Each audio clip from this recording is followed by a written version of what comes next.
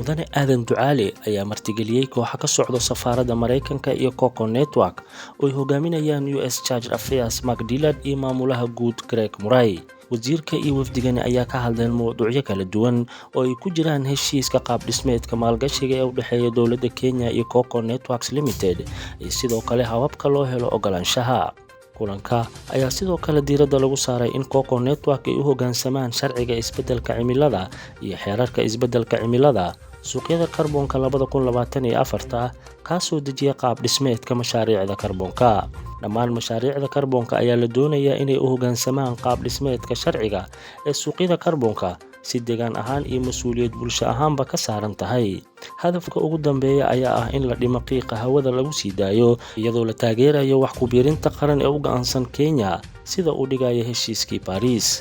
Coco Network ayaa hogaaminaysa u gudubka tamarta ee loogu talagalay shidaalka karinta bioethanol waara ee magaalooyinka Afrika iyadoo siinaysa credit shirkadaha ay ka go'an tahay inay gaaraan net zero.